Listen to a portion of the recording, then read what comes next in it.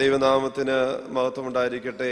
ആദരണീയരായ വൈദിക ശ്രേഷ്ഠരെ, കർത്താവിൽ പ്രിയ മാതാപിതാക്കളെ, സഹോദരങ്ങളെ, എന്നും പരിശുദ്ധ പരിമൾ തിരുമേനിയുടെ സാന്നിധ്യമുള്ള ഈ സ്ഥലത്തേക്ക് വരുന്നത് എല്ലാ മനുഷ്യനെ സംബന്ധിച്ചും വളരെയധികം സന്തോഷകരമാണ്, ആശ്വാസകരമാണ്. അതുകൊണ്ട് തന്നെയാണ് ഇടമുറിയാതെ അനേകം ആളുകൾ ഈ പരിശുദ്ധമായ മണ്ണിലേക്ക് ഇങ്ങനെ എത്തിക്കൊണ്ടിരിക്കുന്നതെന്നാണ് എൻ്റെ വിശ്വാസം.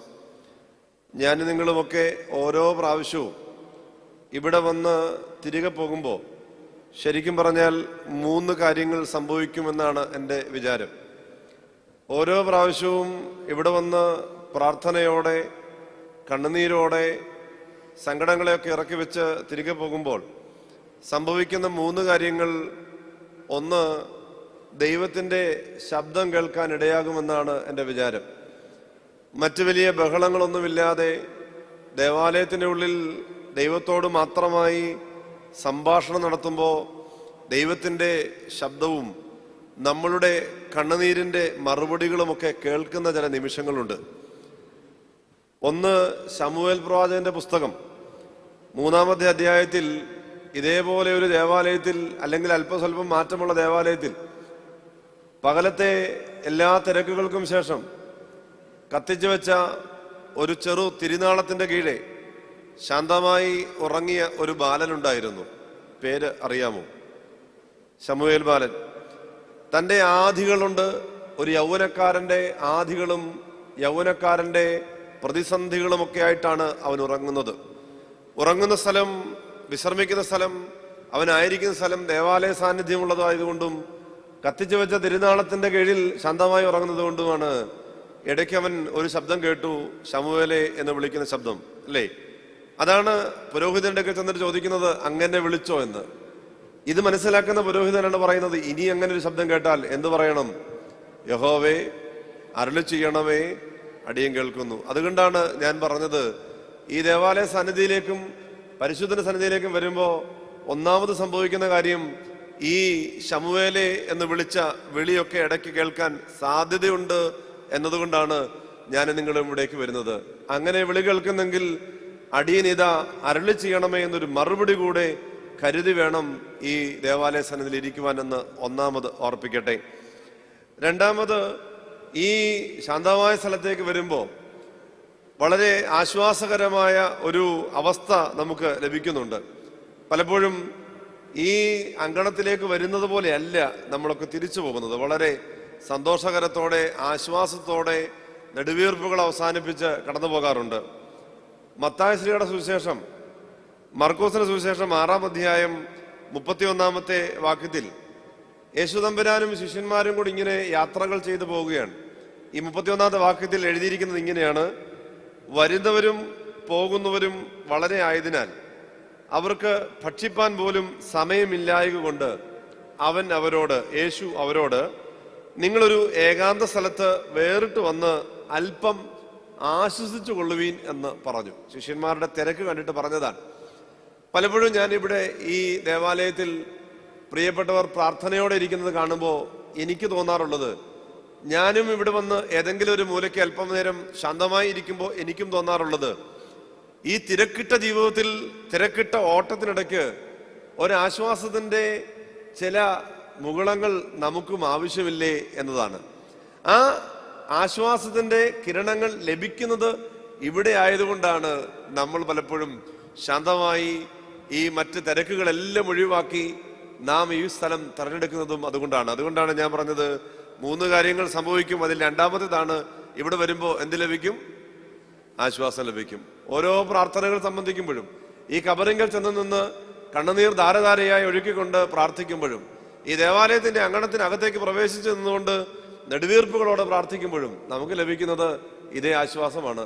ഇത് മനസ്സിലാക്കിയിട്ടാണ് തമ്പുരാൻ ശിഷ്യന്മാരോട് പറഞ്ഞത്, വേറിട്ട് അല്പനേരം ഒന്ന് ആശ്വസിച്ചു കൊള്ളണം. ഈ തിരക്കുകളുടെ മൂർധന്യാവസ്ഥകൾ എങ്ങും എത്തിക്കില്ല, മറിച്ച് അല്പം ആശ്വാസത്തിന്റെ കാലങ്ങൾ കൂടുതൽ ഊർജത്തോടെ മുമ്പോട്ട് പോകാൻ തക്കവണ്ണം നമുക്ക് പ്രാപ്തമാകും എന്നത് യാഥാർത്ഥ്യമാണ്. മൂന്നാമത്, ഈ വിശുദ്ധന്റെ സന്നിധിയിലേക്ക് വരുമ്പോൾ ലഭിക്കുന്ന മൂന്നാമത്തെ കരുണ ഒരു രൂപാന്തരമാണ്. നമ്മുടെ സങ്കടങ്ങളൊക്കെ പറഞ്ഞ് കരയുമ്പോൾ, നമ്മുടെ പ്രയാസങ്ങളൊക്കെ ഇറക്കി വെക്കുമ്പോൾ, തീയൊക്കെ കത്തിച്ച് പ്രാർത്ഥിക്കുമ്പോൾ, ആ കട്ടിങ്കിൽ ചെന്ന് അവിടെ ശാന്തമായി നിന്ന് പ്രാർത്ഥിക്കുമ്പോൾ അത് കഴിഞ്ഞു വരുന്ന ഒരു മാറ്റമുണ്ട്. ജീവിതത്തിന്റെ അടുത്ത ഒരു ഘട്ടത്തെ അഭിമുഖീകരിക്കുവാൻ തക്കവണ്ണമുള്ള ആത്മബലത്തിന്റെ രൂപാന്തരം. യേശുദമ്പുരാനും ശിഷ്യന്മാരും കൂടെ മലയിലേക്ക് കയറിപ്പോയപ്പോൾ ഉണ്ടായതുപോലെയുള്ള രൂപാന്തരമാണ്, വല്ലാത്ത മാറ്റമാണ്. ശിഷ്യന്മാർ നോക്കുമ്പോൾ ഇന്നലെ വരെ കണ്ട യേശുവിനെ അല്ല കണ്ടത്, അല്പം മുമ്പ് വരെ കണ്ട യേശുവിനെ അല്ല കണ്ടത്. ഏറെ ശോഭയോടെ, ഏറെ അനുഗ്രഹത്തോടെ, ദൈവിക കൃപകൾ നിറഞ്ഞു നിൽക്കുന്ന തമ്പുരാന്റെ രൂപാന്തരം കാണുവാനിടയായി. പലപ്പോഴും ഈ ദേവാലയത്തിൽ വന്ന് പ്രാർത്ഥനകൾ അവസാനിപ്പിച്ച് കടന്നു പോകുമ്പോൾ നമുക്ക് ലഭിക്കുന്നതും നമുക്ക് ലഭിക്കേണ്ടതും നാം ആർജിക്കുന്നതും ഇതേ രൂപാന്തരം തന്നെയല്ലേ? അതുകൊണ്ടാണ് ഞാൻ പറഞ്ഞത്, സാധാരണഗതിയിൽ ഈ പരിശുദ്ധന്റെ കബറിങ്കിലേക്ക് വന്ന് തിരിച്ചു പോകുമ്പോൾ 3 കാര്യങ്ങളാണ് നമുക്ക് ലഭിക്കുക. ഒന്ന്, ദൈവത്തിന്റെ ശബ്ദം കേൾക്കാൻ ഇടയാകും. കാതുകൾ തുറന്നു വെക്കണം, ഹൃദയങ്ങൾ തുറന്നു വെക്കണം, ശബ്ദം കേൾക്കാം. ദൈവിക സന്നിധിയിലേക്ക് വരുമ്പോൾ രണ്ടാമത് ലഭിക്കുന്നത് ആശ്വാസമാണ്. ആശ്വാസത്തിന്റെ ഉറവിടം ക്രിസ്തുവാണ്. അതുകൊണ്ടാണ് കർത്താവ് പറഞ്ഞത്, അധ്വാനിക്കുന്നവരും ഭാരം ചുമക്കുന്നവരുമേ നിങ്ങൾ എൻ്റെ അടുക്കൽ വരുവീൻ, ഞാൻ നിങ്ങളെ. അതെ, അതുകൊണ്ടാണ് ഇവിടേക്ക് വന്ന് ആ ആശ്വാസം സ്വീകരിക്കുകയാണ് നാം ചെയ്യുക. മൂന്നാമത് രൂപാന്തരത്തിന്റെ അനുഭവമാണ്. ഓരോ പ്രാർത്ഥനകളും പ്രസംഗങ്ങളും ധ്യാനങ്ങളും വേദപാരായണങ്ങളുമെല്ലാം ഈ രൂപാന്തരത്തിന്റെ അനുഭവത്തിലേക്ക് നമ്മെ നയിക്കുകയാണ്. അതുകൊണ്ട് ഈ 3 കാര്യങ്ങളും ഈ ദൈവിക കൃപകൾ നിറയുന്ന ഈ സ്ഥലത്ത്, ഈ പുണ്യവാന്റെ സന്നിധിയിൽ നിന്ന് ലഭിക്കുവാൻ ഇടയാകട്ടെ എന്ന് ആമുഖമായി ഞാൻ ആശംസിക്കുന്നു, പ്രാർത്ഥിക്കുന്നു. നമ്മുടെ നിത്യജീവിതത്തിൽ ചില വാക്കുകൾ നമ്മളെ ഏറെ സ്വാധീനിക്കുന്ന വാക്കുകളുണ്ട്. കർത്താവ് പറഞ്ഞ എല്ലാ വാക്കുകളും നമ്മളെ സ്വാധീനിക്കുന്നതാണ്. തമ്പുരാൻ പറഞ്ഞ എല്ലാ വാക്കുകളും നിത്യജീവിതത്തിൽ എല്ലാ മനുഷ്യരെയും സ്വാധീനിക്കുന്ന വാക്കുകളാണ്. ചില തത്വചിന്തകന്മാർ പറയുന്ന വാക്കുകൾ നമ്മളെ സ്വാധീനിക്കും, വൈദികർ പറയുന്ന വാക്കുകൾ സ്വാധീനിക്കും. എന്നാൽ ഞാൻ പലപ്പോഴും വേദപുസ്തകം വായിക്കുമ്പോൾ, ഈ ദൈവകൃപയെ പറ്റി ചിന്തിക്കുമ്പോൾ, തമ്പുരാൻ പറഞ്ഞ 3 വാക്കുകൾ എന്നെ വല്ലാതെ സ്പർശിക്കാറുണ്ട്, ചിന്തിപ്പിക്കാറുണ്ട്. ആ 3 വാക്കുകൾ മാത്രം പറഞ്ഞ് ഈ പകൽക്കാലം അവസാനിപ്പിക്കാം എന്ന് ഞാൻ കരുതുകയാണ്. വളരെ പരിചിതമായ, വളരെ സുപരിചിതമായ 3 വാക്കുകൾ യേശു തമ്പുരാൻ പല സമയങ്ങളിലായി, പല സ്ഥലത്തായി, പല ഉപമകളിലായി, പല ഉദാഹരണങ്ങളിലായി തമ്പുരാൻ പറഞ്ഞ 3 വാക്കുകളാണ്. ഒന്ന്, ഉണർന്നിരിക്കുക എന്നത്. തമ്പുരാൻ പറഞ്ഞിട്ടില്ലേ, ഉണർന്നിരിക്കണം എന്ന് പലപ്പോഴും പറഞ്ഞിട്ടുണ്ട്. രണ്ടാമത് തമ്പുരാൻ പറഞ്ഞ വാക്കാണ് ജാഗ്രതയോടെ ഇരിക്കണം എന്നത്. ഇതും തമ്പുരാൻ അടിവരയിട്ട് പറഞ്ഞിട്ടുള്ളതാണ്. മൂന്നാമത് തമ്പുരാൻ പറഞ്ഞ വാചകം ഇങ്ങനെയാണ്, സൂക്ഷിച്ചു കൊള്ളണം, നിങ്ങൾ സൂക്ഷിച്ചു കൊള്ളണം. കഴിഞ്ഞ ഞായറാഴ്ച വായിച്ച വേദവായനയിലും അതുകൊണ്ട് സൂക്ഷിച്ചു കൊള്ളണം എന്ന് പറയുകയാണ്. ഈ 3 വാക്കുകളെ പറ്റി മാത്രം പറഞ്ഞ് ഞാൻ അവസാനിപ്പിക്കാം എന്ന് ആഗ്രഹിക്കുകയാണ്. നിത്യജീവിതത്തിൽ ഏറെ പ്രാധാന്യമുള്ള വാക്കാണ് തമ്പുരാൻ പറഞ്ഞത്, നിങ്ങൾ ഉണർന്നിരിക്കണം എന്ന്.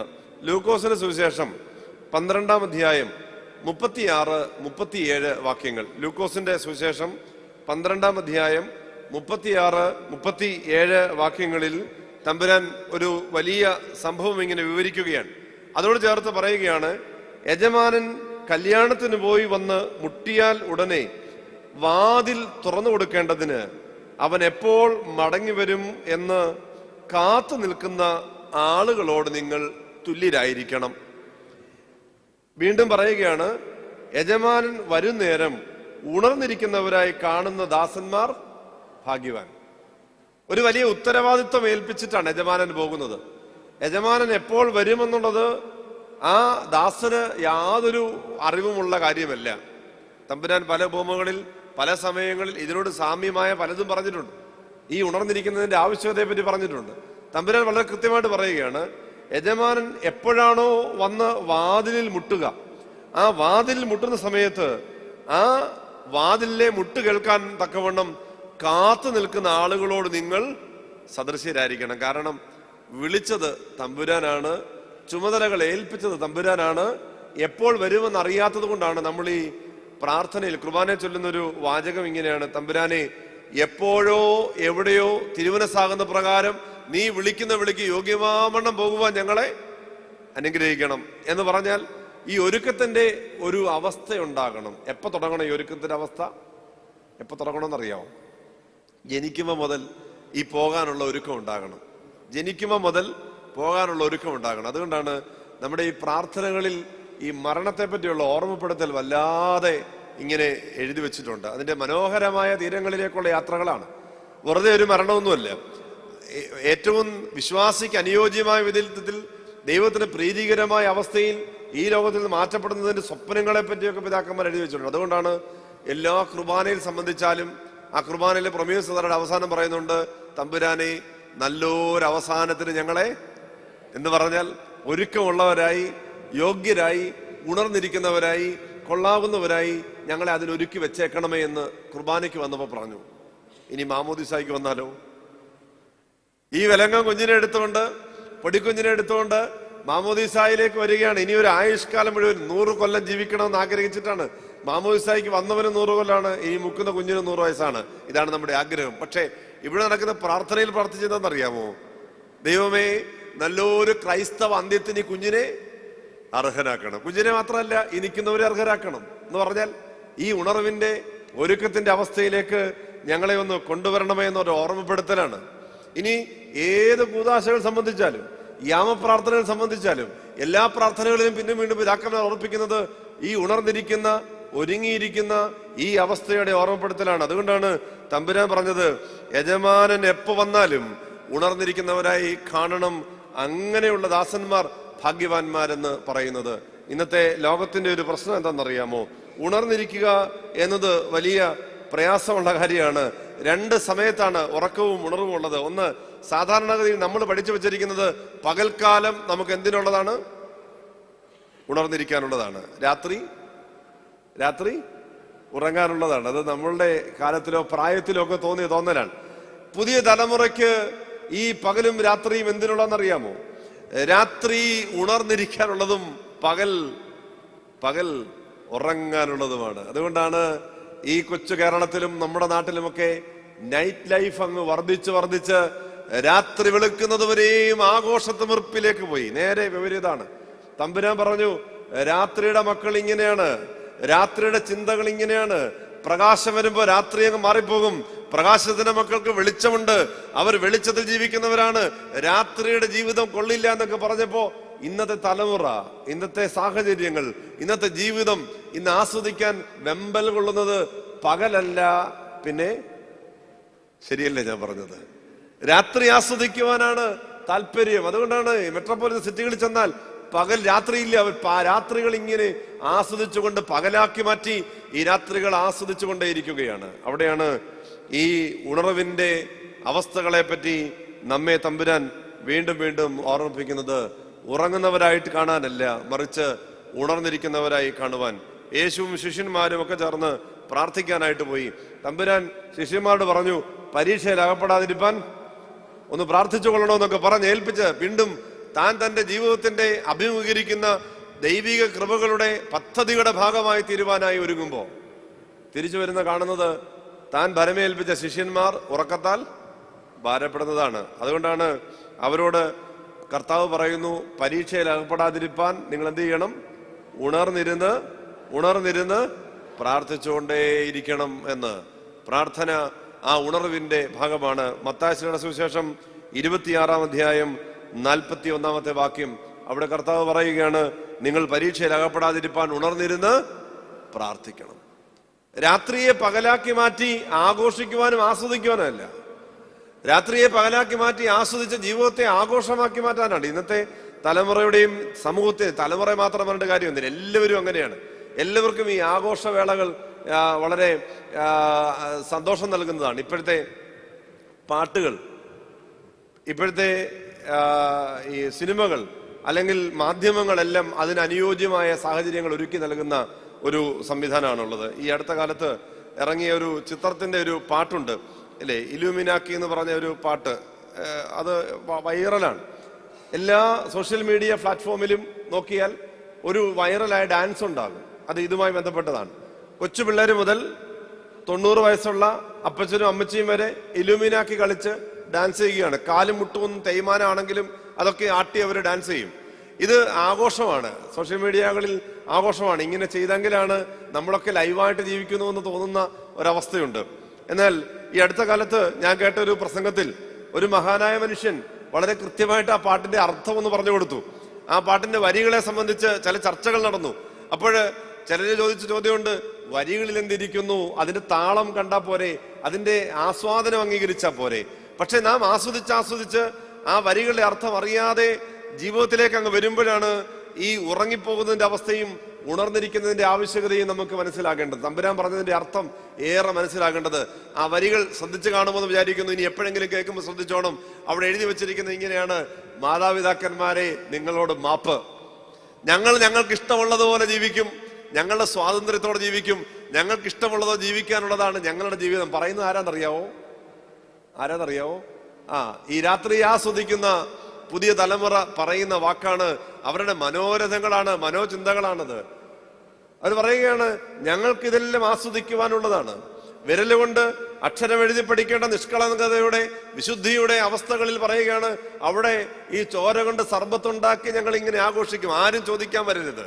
ഇതാണ് ആ പാട്ടിന്റെ അർത്ഥങ്ങളൊക്കെ. ഇന്നത്തെ ജീവിതത്തിന്റെ ഭാഗങ്ങൾ അങ്ങനെയാണ്. ആരും ചോദിക്കുന്നത് ഞങ്ങൾക്ക് ഇഷ്ടമല്ല, ഞങ്ങൾ ജീവിക്കുന്നത് ഞങ്ങളുടെ ജീവിതം ഞങ്ങൾക്ക് ഇഷ്ടമുള്ളതുപോലെ അല്ലേ? അങ്ങനല്ലേ? അല്ലേ? പലരും പറയാറില്ലേ, ആരെങ്കിലും എന്തെങ്കിലും ഒന്ന് തിരുത്തി കൊടുത്താൽ, മുതിർന്ന മനുഷ്യൻ ആരെങ്കിലും തെറ്റെന്ന് പറഞ്ഞാൽ നാം ചോദിക്കുന്ന ചോദ്യമുണ്ട്, ഞങ്ങളുടെ ജീവിതം ഞങ്ങൾക്ക് ഇഷ്ടമുള്ളതുപോലെ. അങ്ങനെ പോകുമ്പോഴാണ് ഉണർന്നിരിക്കുന്ന മനുഷ്യന് തിരുത്തി കൊടുക്കാതിരിക്കാൻ സാധ്യമല്ല. ഉണർന്നിരിക്കുന്ന മനുഷ്യന് ആ തെറ്റിനെ ഒന്ന് ചൂണ്ടിക്കാട്ടി കൊടുക്കാതിരിക്കാനായിട്ട് സാധ്യമല്ല. പ്രിയപ്പെട്ടവരെ, നമ്മൾ പലപ്പോഴും അറിയേണ്ടത്, നമ്മുടെ ജീവിതങ്ങളെല്ലാം രൂപപ്പെട്ടത് നമ്മുടെ ഇഷ്ടങ്ങൾ അനുസരിച്ചല്ല. ചുറ്റുപാടിലുള്ള എല്ലാ ഇഷ്ടങ്ങളും ചേർത്ത്, ചുറ്റുപാടുള്ള മനുഷ്യന്റെ ഇടപെടലുകൾ കൊണ്ട്, ചുറ്റുപാടുള്ള പ്രാർത്ഥനകൾ കൊണ്ട്, നമുക്ക് വേണ്ടി കണ്ണുനീരൊഴുക്കി അനേകരുടെ ജീവിതം കൊണ്ടൊക്കെ ചേർത്തതാണ് നമ്മുടെ ജീവിതം ഇങ്ങനെയൊക്കെ രൂപാന്തരപ്പെട്ടത്. അങ്ങനെയല്ലേ? നാം റോഡിലൂടെ പോകുമ്പോ, നമ്മുടെ നാട്ടിലെ റോഡിലൂടെ പോകുമ്പോ, സ്കൂളിൽ പോകുമ്പോ, ജോലി കഴിഞ്ഞ് തിരിഞ്ഞു വരുമ്പോ നമുക്കൊരു ഐഡന്റിറ്റി ഉണ്ട്. എന്താ ഐഡന്റിറ്റി? ഞാൻ ഇന്ന വീട്ടിലേതാണ്, ഇന്നാരുടെ മകനാണ്, ഇന്നാരുടെ ഭാര്യയാണ്, ഇന്നാരുടെ ഭർത്താവാണ്, ഇന്നാരുടെ അപ്പനാണ് എന്നുള്ള ഐഡന്റിറ്റിയാണ് നമ്മളെ ചില തെറ്റിൽ നിന്നൊക്കെ മാറ്റി നിർത്തിയത്. നാം തെറ്റിലേക്ക് പോകാതിരിക്കാൻ ചുറ്റുപാടുള്ളവരൊക്കെ തങ്ങളുടെ നോട്ടങ്ങൾ കൊണ്ട് നമ്മളെ സൂക്ഷ്മതയോടെ വെച്ചത് കൊണ്ടാണ് നാം ഉണർന്ന് ബോധമുള്ളവരായിരുന്നത്. അതുകൊണ്ടാണ് തമ്പുരാൻ പറഞ്ഞത്, നിങ്ങൾ എങ്ങനെ ഇരിക്കണം? ഉണർന്നിരിക്കണം എന്ന് ഓർമ്മപ്പെടുത്തൽ. ആത്മീയ ജീവിതത്തിലും ഭൗതിക തലത്തിലും ഇതേറെ ആവശ്യമാണ്. യേശു തമ്പുരാൻ പഠിപ്പിച്ച സുന്ദരമായ രൂപമയുണ്ട്, 10 കന്യകമാരുടെ ഉപമ അല്ലേ? 10 കന്യകമാരുടെ ഉപമ പഠിപ്പിക്കുമ്പോൾ നമ്മൾ പറയാറുണ്ട്, 5 പേർ ബുദ്ധിയുള്ളവരും 5 പേർ ബുദ്ധിയില്ലാത്തവരുമാണ്. ശരിക്കും ഈ 5 പേരുടെ ബുദ്ധിയില്ലായ്മ എന്താണ്? എണ്ണ എടുത്തില്ല എന്ന് നമ്മൾ പറയുന്ന ഒരു ബുദ്ധിയില്ലായ്മയുണ്ട്. അവരെ പറ്റി ഈ വിശദമായി ഈ 10 കന്യകമാരുടെ ഉപമ ഇങ്ങനെ പഠിപ്പിച്ചു വന്ന് 5 പേരുടെ വിളക്കിൽ എണ്ണ എടുത്തില്ല, എണ്ണ തീർന്നു പോയി എന്നൊക്കെ പറഞ്ഞ് പഠിപ്പിച്ച അവസാനം 25-ാമത്തെ അധ്യായം, മത്തായിയുടെ സുവിശേഷം 25-ാം അധ്യായം 13-ാമത്തെ വാക്യം വരുമ്പോ, അതിന്റെ അവസാനമാണ് ഈ കഥ പറഞ്ഞതിന്റെ അവസാനത്തേക്ക് വരുമ്പോ ക്രിസ്തു പറയുകയാണ്, ആകയാൽ നാളും നാഴികയും നിങ്ങൾ അറിയായക കൊണ്ട് ഉണർന്നിരിക്കണം. എന്തിനുണർന്നിരിക്കണം എന്ന ചോദ്യമില്ലേ? എന്തിനാണ് ഞങ്ങൾ ഇങ്ങനെ ഉണർന്നിരിക്കേണ്ടത്? ഈ പകൽക്കാലം അങ്ങ് ഉറങ്ങിയാൽ പോരെ? പ്രഭാതം ഉറങ്ങിയാൽ പോരെ? സന്ധ്യകൾ ക്ഷീണം മാറ്റാനുള്ളതല്ലേ എന്ന് ചോദിക്കുമ്പോ അല്ല എന്ന് പറയുന്നതിന്റെ ഉത്തരാണ് ഇവിടെ തമ്പുരാൻ പറഞ്ഞത്, ഞാൻ പറഞ്ഞതല്ല. നാളും നാഴികയും നിങ്ങൾ അറിയായക കൊണ്ട് ഉണർന്നിരിക്കണം എന്ന് പറയുന്നു. ആ പറഞ്ഞ തമ്പുരാൻ തന്നെയല്ലേ പറഞ്ഞത്, ഞാൻ ലോകത്തിന്റെ പ്രകാശാണ്, ഞാൻ സ്നേഹമാണ്, ഞാൻ വഴിയാണ്, ഞാൻ സത്യമാണ് എന്നൊക്കെ വീണ്ടും വീണ്ടും ആവർത്തിച്ച് പറഞ്ഞ തമ്പുരാൻ തന്നെ വീണ്ടും പറഞ്ഞു, ഞാൻ ലോകത്തിന്റെ പ്രകാശമാണ്. ഞാൻ പ്രകാശമാണെങ്കിൽ നിങ്ങളും എങ്ങനെ ആയിരിക്കണം? പ്രകാശിതരാകണം. പ്രകാശിതരാണെങ്കിൽ ഈ വിളക്ക് തെളിപ്പിച്ച് എവിടെ വെക്കണം? കട്ടിക്കീഴ് വെക്കണോ? തണ്ടിന്മേൽ വെക്കണോ? തണ്ടിന്മേൽ വെക്കണം. എങ്കിൽ മാത്രമേ അനേകർക്ക് വെളിച്ചം പകരുവാൻ തക്കവണ്ണം ഇടയാവുകയുള്ളൂ. അനേകർക്ക് വെളിച്ചം പകരുവാൻ തക്കവണ്ണം ക്രിസ്തുവാകുന്ന വെളിച്ചത്തിൽ നിന്ന് ഒരു തിരി കത്തിച്ച് ഞാനും നിങ്ങളുമാകുന്ന തിരികളായി, വിളക്കുകളായി തണ്ടിന്മേൽ ഉയർത്തി വെക്കാനുള്ള ആ ആഹ്വാനത്തിന്റെ പേരാണ് ഉണർന്നിരിക്കണമെന്ന് തമ്പുരാൻ പറഞ്ഞ വാക്ക്. അതുകൊണ്ടാണ് 1 തെസ്സലോനിക്യ ലേഖനം 5-ാം അധ്യായം 5ഉം 6ഉം വാക്യം, 1 തെസ്സലോനിക്യ ലേഖനം 5-ാം അധ്യായം 5ഉം 6ഉം വാക്യം പൗലോസ്ലീഹ ഇതിച്ചിലൂടെ വിശദീകരിച്ചങ്ങ് പറഞ്ഞു. അദ്ദേഹം പറഞ്ഞത് ഇങ്ങനെയാണ്, നിങ്ങളെല്ലാവരും വെളിച്ചത്തിന്റെ മക്കളാണ്. നിങ്ങളെല്ലാവരും വെളിച്ചത്തിന്റെ മക്കളും പകലിന്റെ മക്കളുമാകുന്നു. നിങ്ങൾ രാത്രിയുടെ മക്കളല്ല, രാത്രിയുടെ ആസ്വാദനത്തിന്റെ മക്കളല്ല, മറിച്ച് നിങ്ങൾ ആരാണ്? നിങ്ങൾ വെളിച്ചത്തിന്റെ മക്കളും പകലിന്റെ മക്കളും ആകുന്നു. നാം രാത്രിയും ഇരുളിനും ഉള്ളവരല്ല. ആകയാൽ നാം ശേഷം മറ്റുള്ളവരെ പോലെ ഉറങ്ങാതെ ഉണർന്ന് സുബോധമായി ഇരിക്കണമെന്ന് പൗലോസ് ഓർപ്പിക്കുകയാണ്. ആ തമ്പുരാൻ പറഞ്ഞ വാക്കിന്റെ ബാക്കിയാണ്. ഞാൻ പ്രകാശമാണ്, നിങ്ങളും പ്രകാശമാകണമെന്ന് പറഞ്ഞത് കൊണ്ടാണ് പൗലോസ് പറഞ്ഞത് രാത്രിക്കുള്ളവരല്ല, മറിച്ച് പകലിനുള്ളവരായതുകൊണ്ട് ഉറങ്ങാതെ ഉണർന്നും ജീവിതത്തെ ആഘോഷമാക്കുന്നവരായിട്ടല്ല, സുബോധമായി ഇരിക്കണം. കാരണം തമ്പുരാൻ പറഞ്ഞു, നാഴിക എപ്പോഴെന്നറിയാത്തത് കൊണ്ട്, നാളും നാഴികയും അറിയാത്തത് കൊണ്ട് നിങ്ങൾ ഉണർന്നിരിക്കണം. ഈ കഴിഞ്ഞ ദിവസങ്ങളിലെ മാധ്യമങ്ങളെല്ലാം അവരുടെ ക്യാമറ ഒരു മനുഷ്യന്റെ മുഖത്തേക്ക് നീട്ടിവെച്ചു. ആരാന്നറിയോ? മുഴുവൻ സോഷ്യൽ മീഡിയയും എല്ലാ ക്യാമറകളും മാധ്യമങ്ങളും അങ്ങോട്ടായിരുന്നു. ശ്രദ്ധിച്ചോന്ന് എനിക്കറിയാൻ പാടില്ല. മനാഫ് എന്ന് പറഞ്ഞൊരു സാധാരണ മനുഷ്യൻ ഇല്ലേ, 72 ദിവസം മഞ്ഞും മഴയും കൊണ്ട് നാം ഒക്കെ ഉണ്ടുറങ്ങി ഓണം ആഘോഷിച്ചു പോയി. കഴിഞ്ഞ ദിവസം എനിക്ക് തന്നെ ലജ്ജ തോന്നി, എന്നോട് തന്നെ ലജ്ജ തോന്നി. കാരണം നാം എല്ലാം ഈ ആഘോഷത്തിന്റെ പുറകെ നാം ഇതൊക്കെ മറന്നിട്ട്, വയനാട് വന്നപ്പോ നമ്മൾ ഈ അർജുനെ മറന്നു, വേറെ വിഷമം ഹേമ കമ്മീഷൻ വന്നപ്പോ നമ്മൾ ഇത് മറന്നു, വേറെ വിഷയം വന്നപ്പോ നമ്മൾ ഇത് മറന്നു. പക്ഷേ ഈ മനാഫ് എന്ന് പറഞ്ഞൊരു മനുഷ്യൻ, ആ മനുഷ്യൻ ഇത് മറന്നോ? ഇല്ല. അയാൾ ഉറങ്ങിയോ? ഞാൻ ചിലപ്പോൾ ആലോചിച്ചു, ആ മനുഷ്യൻ ഉറങ്ങിയിട്ടുണ്ടാകില്ല. അയാളുടെ വീട്ടിൽ ഓണം ആഘോഷിച്ചിട്ടുണ്ടാകില്ല. അയാളുടെ വീട്ടിൽ അയാൾ ഒരു നേരത്തെ ഭക്ഷണം വയറ് നിറച്ച് ഈ കഴിഞ്ഞ 2 മാസക്കാലത്തിനകം അയാൾ കഴിച്ചിട്ടുണ്ടാകില്ല. സോഷ്യൽ മീഡിയകളിലൊക്കെ അദ്ദേഹത്തെ കുറ്റം പറഞ്ഞ് ചീത്ത വിളിച്ച് പോസ്റ്റ് ഇട്ടവരുണ്ട്. എനിക്ക് തന്നെ സങ്കടം തോന്നി, എന്തിനാണ് ഈ മനുഷ്യനെ ഇത്രയും അവഹേളിക്കുന്നത്?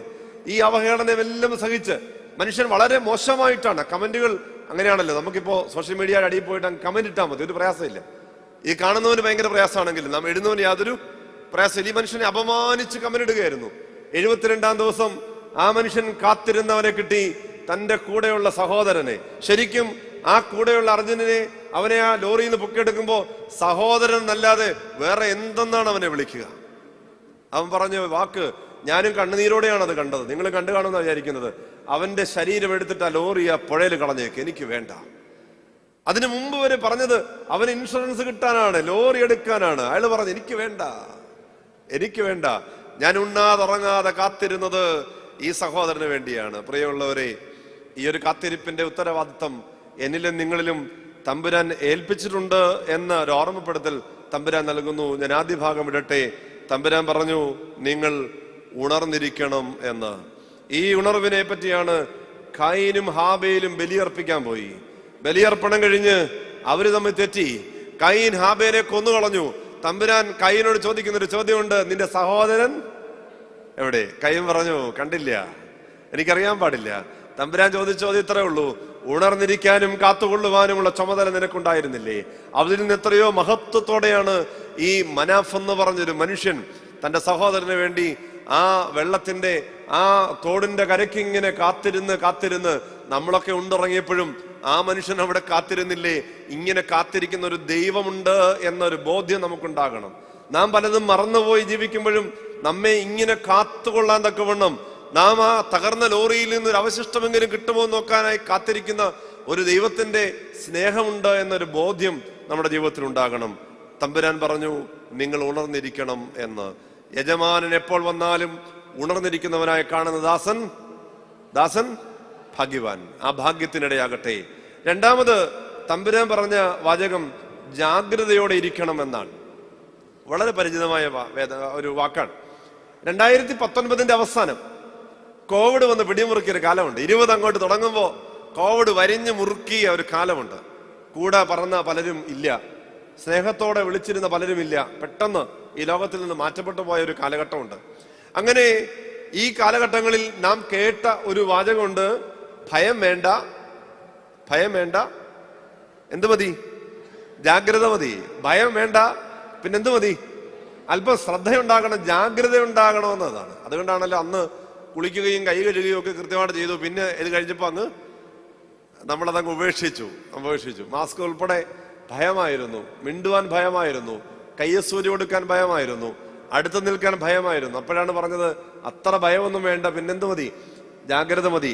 തമ്പുരാനും നമ്മളോട് പറയുന്ന വാചകം അങ്ങനെയാണ്. ഭയമല്ല, പിന്നെ എന്തു വേണം? ഒരു ജാഗ്രത ഉണ്ടാകണം ഈ ജീവിതത്തെ സംബന്ധിച്ച്. എനിക്കും നിങ്ങൾക്കും ലഭിച്ചിരിക്കുന്ന ജീവിതത്തെ സംബന്ധിച്ച് ഒരു ജാഗ്രത ഉണ്ടാകണം. ആ ജാഗ്രതയുണ്ട് ഭൗതികമായ കാര്യങ്ങളെ സംബന്ധിച്ച്. നാളത്തെ പറ്റിയുള്ള കരുതലിനെ സംബന്ധിച്ച് നമുക്ക് വല്ലാത്ത ജാഗ്രതയുണ്ട്. നാളത്തെ പറ്റിയുള്ള ജീവിതത്തിന്റെ ചിത്രങ്ങളെ സംബന്ധിച്ച് കൃത്യമായ ജാഗ്രതകളും ആകുലതകളും നമുക്കുണ്ട്. പക്ഷേ നാളത്തെയുള്ള നിത്യജീവനെ സംബന്ധിച്ച് നമുക്ക് അത്ര വലിയ ആകുലതയുണ്ടോ? തമ്പുരാന്റെ അടുക്കൽ ചെറുപ്പക്കാരായ പലരും വന്ന് ചോദിച്ചു, തമ്പുരാനെ, നിത്യജീവൻ പ്രാപിപ്പാൻ ഞങ്ങൾ എന്തു ചെയ്യണം? ആ ആകുലത ഉണ്ടായത് കൊണ്ടാണ് ചോദിച്ചത്. അവരോട് തമ്പുരാൻ പറഞ്ഞു, നീ ന്യായപ്രമാണങ്ങളും കൽപ്പനകളും ഒക്കെ ആചരിക്കണം. അവര് പറഞ്ഞു, അതൊക്കെ പണ്ടേ ഉണ്ടല്ലോ, അതുപോലെ പിന്നെ നിനക്കുള്ളതൊക്കെ വിറ്റ് ദരിദ്രർക്ക് കൊടുക്കുന്നത് ജാഗ്രത ഉണ്ടാകണം. എന്തുകൊണ്ടാണ് അങ്ങനെ പറഞ്ഞത്? സമ്പത്ത് വേണ്ടാഞ്ഞിട്ടാണോ? അല്ല. എന്താണോ നിന്റെ മനസ്സിനെ ദൈവസന്നിധിയിൽ നിന്ന് അകറ്റി നിർത്തുന്നത്, ദൈവവുമായിട്ടുള്ള ബന്ധത്തിൽ നിനക്ക് തടസ്സമായി വരുന്നത് എന്താണോ, അതില്ലാതാക്കിയാൽ എന്ത് പ്രശ്നം അവസാനിച്ചു? ദൈവരാജ്യത്തിലേക്കുള്ള കൃപകളുടെ പടികൾ കയറാനായിട്ട് സാധിക്കും. അതുകൊണ്ടാണ് വിറ്റ് ദരിദ്രർക്ക് കൊടുക്കണമെന്ന് തമ്പുരാൻ പറഞ്ഞത്. ഏതാണോ അതുകൊണ്ട് തമ്പുരാൻ പറഞ്ഞത്, പുഴുവും തുരുമ്പും കെടുക്കാതെയും കള്ളന്മാർ തുറന്ന് മോഷ്ടിക്കാതെയും ഇരിക്കുന്ന സ്വർഗത്തിൽ നിങ്ങളുടെ നിക്ഷേപം വെക്കണം. നിങ്ങളുടെ നിക്ഷേപം എവിടെ ഇരിക്കുന്നോ അവിടെ നിങ്ങളുടെ ഹൃദയം ഇരിക്കും. ഇത് പറയാൻ കൊള്ളാം. നമ്മുടെ പാടുന്ന പാട്ടുണ്ടല്ലോ, എന്റെ സമ്പത്തെന്നു ചൊല്ലുവാൻ വേറെ ഇല്ലൊന്നും യേശു മാത്രം.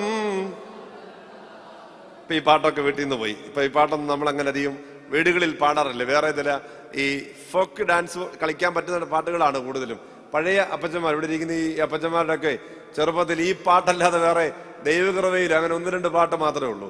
ശരിക്കും ഈ പാട്ട് പാടാൻ ഇപ്പോ അങ്ങനെയുള്ള അർഹത ഇല്ലാത്തത് കൊണ്ടായിരിക്കാം നമ്മൾ ഈ പാട്ട് വീട്ടിൽ നിന്ന് ഒഴിവാക്കിയത്. കാരണം ആ പാട്ടിന്റെ വരികൾ ശ്രദ്ധേയമാണ്. എന്റെ സമ്പത്തെന്ന് ചൊല്ലാൻ ആര് മാത്രമേ ഉള്ളൂ? ദൈവം മാത്രമുണ്ടായിരുന്ന ഒരു കാലഘട്ടത്തിലായി പാട്ട് എഴുതിയത്. സമ്പത്തെന്ന് ചൊല്ലാൻ വേറെ ഒന്നും ഉണ്ടായിരുന്നില്ല. വീടില്ല, കാറില്ല, ബാങ്ക് ബാലൻസ് ഇല്ല, നാളത്തെ പറ്റി ആകുലതയില്ല. ഈ പുണ്യവാന്റെ കവറി വന്ന് നിൽക്കുമ്പോ എന്റെ മനസ്സിൽ പോകുന്ന ചിന്ത പലപ്പോഴും അതാണ്, നാളെ പറ്റി എന്ത് ചെയ്യണം തിരുമേനി എന്ന് ചോദിച്ച് നാളത്തെ പറ്റി ഒന്നുമില്ലല്ലോ എന്ന് ആകുലപ്പെട്ട് അടുത്ത നേരത്തെ ഭക്ഷണത്തിന് വകയില്ല എന്ന് ആ പരിശുദ്ധനായ തിരുമേനിയുടെ മുമ്പിൽ വന്ന് ശിഷ്യ സമൂഹം പറയുമ്പോ അതൊരു പ്രശ്നമല്ല, തമ്പുരാൻ തരുമെന്ന് പറഞ്ഞവന്റെ മുമ്പിലല്ലേ നമ്മൾ നിൽക്കുന്നത്. പിന്നെന്തിനാ ഇത്രയും വലിയ ആകുലത? അല്പം ജാഗ്രത പോരെ. ആവർത്തന പുസ്തകം 4-ാം അധ്യായം 9-ാം വാക്യത്തിൽ, ആവർത്തന പുസ്തകം 4-ാം അധ്യായം 9-ാം വാക്യത്തിൽ യഹോവയാം ദൈവം ഇസ്രായേൽ ജനത്തിന് കൊടുക്കുന്ന ഒരു ഉപദേശമുണ്ട്. ഇസ്രായേൽ ജനത്തിന്റെ കുടുംബത്തലവന്മാർക്ക് കൊടുക്കുന്ന, കുടുംബനാഥന്മാർക്ക് കൊടുക്കുന്ന ഒരു ഉപദേശമാണ്. അവരോട് പറയുന്നത് ഇങ്ങനെയാണ്, നിന്റെ കണ്ണാലെ കണ്ടിട്ടുള്ള കാര്യങ്ങൾ നീ മറക്കാതിരിക്കണം. പ്രിയമുള്ള മാതാപിതാക്കന്മാർ ശ്രദ്ധിച്ചോണം. തമ്പുരാൻ പറയുന്നത് ഇങ്ങനെയാണ്, നിങ്ങളുടെ കണ്ണുകൊണ്ട് 50 വയസ്സ്, 60 വയസ്സ്, 70 വയസ്സ്, 100 വയസ്സ് കണ്ട ചില കാഴ്ചകളുണ്ട്. അത് എന്ത് ചെയ്യരുത്? മറന്നു കളയരുത്. പിന്നെ എന്ത് ചെയ്യണമെന്നറിയാമോ? താഴേക്ക് വായിക്കുമ്പോ ഇങ്ങനെ പറയുന്നു, നിന്റെ ആയുഷ്കാലത്ത് ഒരിക്കലും അവ നിന്റെ മനസ്സിൽ നിന്ന് വിട്ടുപോകാതിരിപ്പാൻ നീ സൂക്ഷിച്ചുകൊള്ളണം. നിന്റെ മനസ്സിൽ നിന്ന് വിട്ടുപോകാതിരിപ്പാൻ നീ സൂക്ഷിച്ചുകൊള്ളണം. എന്നിട്ട് പറയുകയാണ്, നിന്നെ തന്നെ ജാഗ്രതയോടെ കാത്തുകൊള്ളണം. എന്തുകൊണ്ടാണ് നീ കണ്ട കാഴ്ചകൾ മറന്നു പോകരുതെന്ന് പറഞ്ഞത്? എന്തുകൊണ്ടാണ് നിന്റെ അനുഭവങ്ങൾ മനസ്സിൽ സൂക്ഷിക്കണമെന്ന് പറഞ്ഞത്? ഇത് നിന്റെ മനസ്സിൽ നിന്ന് വിട്ടുപോകാതെ നിന്നെ തന്നെ സൂക്ഷിക്കാൻ, വെറുതെ സൂക്ഷിക്കാനല്ല, ജാഗ്രതയോടെ സൂക്ഷിക്കാൻ ഇത് ഓർത്തു വെക്കണമെന്നാണ് പറഞ്ഞത്. പ്രതികാരം വീട്ടാനൊന്നുമല്ല, പകരം വീട്ടാനല്ല. ചില അനുഭവ പാഠങ്ങൾ ജീവിതത്തിൽ രൂപാന്തരപ്പെടുത്തുന്ന അനുഭവമാണ്. അതുകൊണ്ടാണ് ഇത് ജാഗ്രതയോടെ മനസ്സിൽ സൂക്ഷിച്ചു കൊള്ളണമെന്ന് പറഞ്ഞത്. തീർന്നില്ല, അടുത്ത വരിയോടെ ഉണ്ട്, നിന്റെ മക്കളോടും മക്കളുടെ മക്കളോടും ഇത് പറയുകൂടെ ചെയ്യണം. നിന്റെ മക്കളോടും മക്കളുടെ മക്കളോടും പറയണം. എന്താ പറയേണ്ടത്? മക്കളെ, ഇങ്ങനെ പോയാൽ പോരാ, അല്പം ജാഗ്രതയോടെയൊക്കെ ജീവിക്കണം. ഇങ്ങനെ പോയാൽ പോരാ, പ്രാർത്ഥനയുടെ കൃപകളെ സംബന്ധിച്ച് നമുക്ക് അല്പം കൂടെ ശ്രദ്ധയോടെ ജീവിക്കണം. തമ്പുരാൻ ഒരു വലിയ ഉപമ പറഞ്ഞില്ലേ? ലൂക്കോസിന് സുവിശേഷം 19-ാം അധ്യായം 12 മുതലുള്ള വാക്യത്തിൽ ഒരു യജമാനൻ യാത്ര പോയപ്പോ താലന്തുകൾ എടുത്ത് ദാസന്മാരുടെ കൈ കൊടുത്തു. ഒരുത്തന് 5, ഒരുത്തന് 2, ഒരുത്തന് 1. ആ കഥ നമുക്കറിയാം. യജമാനൻ തിരിച്ചു വന്നപ്പോ കൊടുത്ത താലന്തുകൾ തിരിച്ചു ചോദിച്ചപ്പോഴാണ് 5 കിട്ടിയവൻ എത്ര കൂടെ സമ്പാദിച്ചു? 5 കൂടെ സമ്പാദിച്ചു. 2 കിട്ടിയവൻ 2 കൂടെ കൊണ്ടുവന്നു. 1 കിട്ടിയവൻ ഒന്നുമായിട്ടാണ് വരിക. അവനോട് യജമാനൻ ചോദിക്കുന്നൊരു ചോദ്യമുണ്ട്, എന്തുകൊണ്ടാണ് ഇങ്ങനെ? അപ്പൊ അവൻ പറഞ്ഞു, നീ കഠിന ഹൃദയമുള്ള മനുഷ്യനാണെന്ന് എനിക്കറിയാം. നീ യജമാനനാണ്, നീ വെക്കാത്രന്ന് എടുക്കുന്നവനാണ്, വിതയ്ക്കാത്രന്ന് കൊയ്യുന്നവനാണ്, നീ മഹാശക്തിമാനാണെന്ന് എനിക്കറിയാം. അതുകൊണ്ട് നിന്റെ സമ്പത്ത് ഞാൻ ഒളിപ്പിച്ചു വെച്ചു. യജമാനൻ ചോദിക്കുന്നൊരു ചോദ്യമുണ്ട്, എന്തേ പലിശക്കെങ്കിലും കൊടുക്കാഞ്ഞത്? എന്തേ ആ ചോദ്യം അല്പവും തിരുത്തിയാൽ ഇത്രയല്ലേ തമ്പുരാൻ ചോദിച്ചുള്ളൂ, എന്തേ അല്പം ജാഗ്രതയോടെ പെരുമാറാഞ്ഞത്? എന്തേ അല്പം ജാഗ്രതയോടെ പെരുമാറാഞ്ഞത്? ജീവിതം നമുക്കെല്ലാവർക്കും ഒരുപോലെയല്ലേ തമ്പുരാൻ തന്നത്? നമുക്കെല്ലാവർക്കും പകുത്തു തന്ന സമയം ഒരുപോലെയല്ലേ? നമുക്കൊരുപോലെ ഉറങ്ങാൻ തന്ന സമയം ഒരുപോലെയല്ലേ? നമുക്ക് തന്ന ആയുസ് ഒരുപോലെയല്ലേ? ചെറിയ വ്യത്യാസമൊക്കെ ഉള്ളൂ. നമുക്ക് തന്ന എല്ലാ സൗഭാഗ്യങ്ങളും ഒരുപോലെയാണ്. എവിടെയാണ് തെറ്റുപറ്റിയത്? ജാഗ്രത കുറവാണ് പലപ്പോഴും പറ്റിയത്.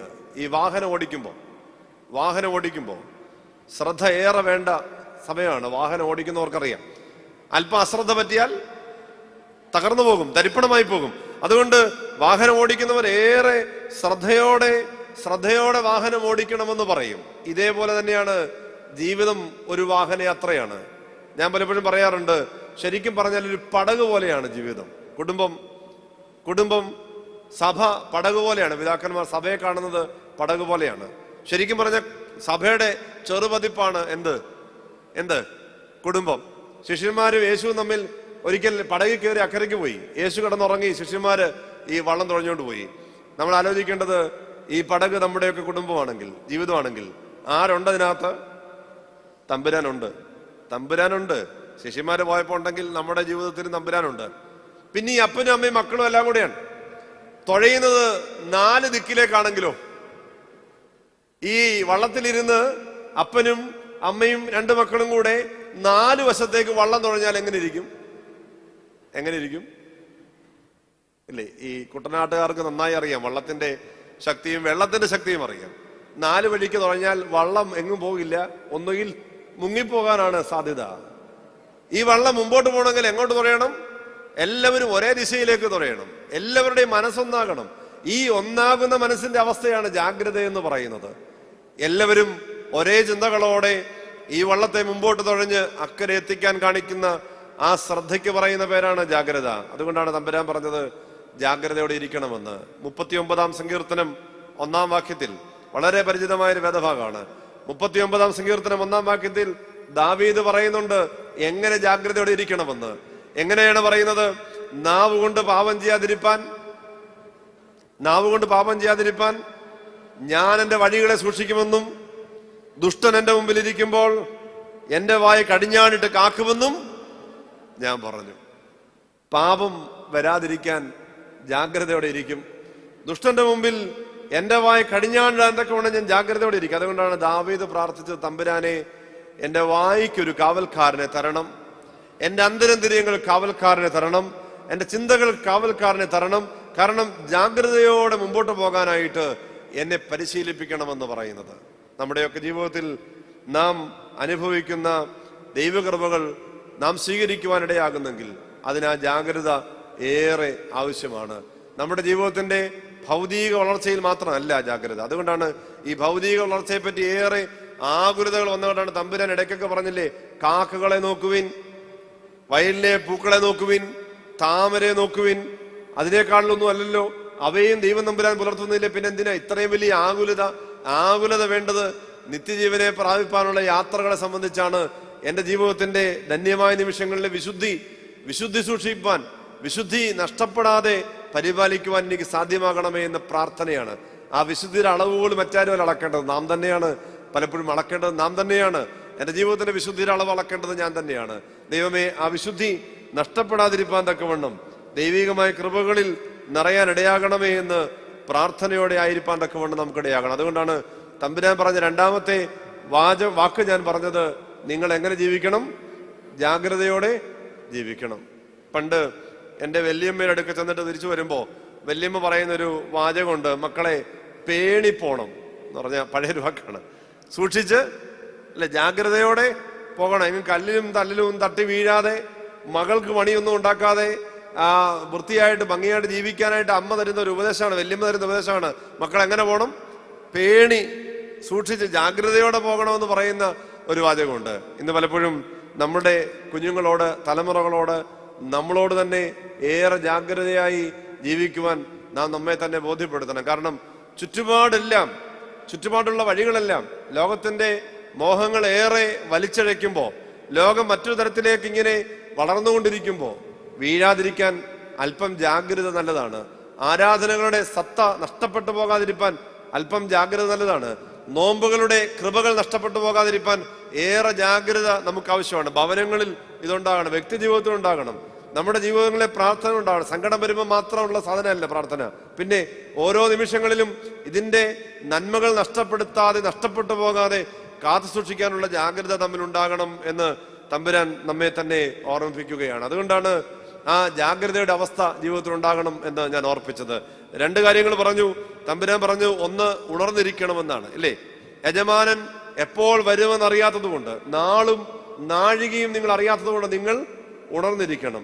രണ്ടാമത് പറഞ്ഞു, ജാഗ്രതയോടെ ഇരിക്കണം. ജാഗ്രതയോടെ ഇരിക്കണം എന്ന് പറഞ്ഞതിന്റെ കാരണം, നിന്റെ കണ്ണാലെ കണ്ട കാര്യങ്ങൾ മറക്കാതെ നിന്റെ അനുഭവങ്ങൾ ജീവിതത്തിൽ രൂപാന്തരപ്പെടുത്തുവാൻ, ദുഷ്ടൻ നിന്റെ മുമ്പിൽ ഇരിക്കുമ്പോൾ വായ കടിഞ്ഞാണിട്ട് കാക്കാൻ, പാപം ചെയ്യാതിരിപ്പാൻ, നാവിനെ ബലവത്താക്കി വെക്കാൻ ആ തക്കവണ്ണമുള്ള ജാഗ്രത ജീവിതത്തിൽ ഉണ്ടാകണം എന്ന് തമ്പുരാൻ ഓർപ്പിച്ചു.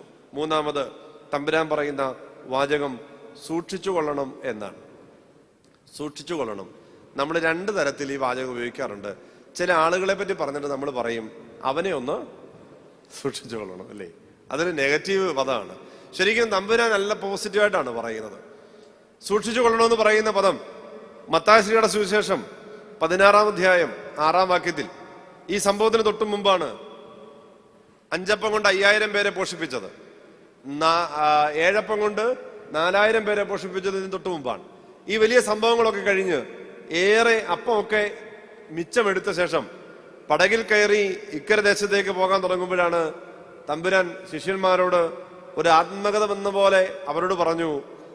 16-ാം അധ്യായം 6-ാം വാക്യം, നോക്കുവീൻ, പരീശന്മാരുടെയും സദൂക്യരുടെയും പുളിച്ച മാവ് സൂക്ഷിച്ചു കൊള്ളണം. ആ വേദഭാഗത്ത് താഴോട്ട് 7-8 വാക്യങ്ങളെല്ലാം കൃത്യമായിട്ട് പറയുന്നുണ്ട്, 12 വരെ. അതിനെപ്പറ്റി ഒരു ഡിസ്കഷനോട് നടക്കുന്നുണ്ട്. അപ്പം ഇല്ലാഞ്ഞത് കൊണ്ടാണോ അങ്ങനെ പറഞ്ഞത്, ഇതൊക്കെ ചോദിക്കുന്നുണ്ട്. ആ ഒരു ഡിസ്കഷനുണ്ട്. എന്നാൽ തമ്പുരാൻ തന്നെ പറയുന്നുണ്ട്, എന്തിനാ അങ്ങനെ വലിയ ഡിസ്കഷന്റെ കാര്യമൊന്നും ഇല്ലല്ലോ. ഒന്നുമില്ലാഞ്ഞെടുത്ത്, ഒരാൾക്ക് പോലും തികയാഞ്ഞെടുത്ത് 5 അപ്പം കൊണ്ട് 5000 പേരെ ഞാൻ പോഷിപ്പിച്ചതല്ലേ, പിന്നെ എന്തിനാണ് ഈ ഡിസ്കഷൻ? ഇത് ചോദിക്കുന്നുണ്ട്. 12-ാമത്തെ വാക്യത്തിൽ, മത്തായിയുടെ സുവിശേഷം 16-ാം അധ്യായം 12-ാം വാക്യത്തിൽ പറയുന്നു, അങ്ങനെ അപ്പത്തിന്റെ പുളിച്ച മാവല്ല പരീശന്മാരുടെയും സദൂക്യരുടെയും ഉപദേശം അത്ര സൂക്ഷിച്ചു കൊള്ളുവാൻ അവൻ പറഞ്ഞതെന്ന് അവർക്ക് മനസ്സിലാക്കി. സൂക്ഷിച്ചു കൊള്ളുവാൻ പറയുന്ന ചില കാര്യങ്ങളുണ്ട്.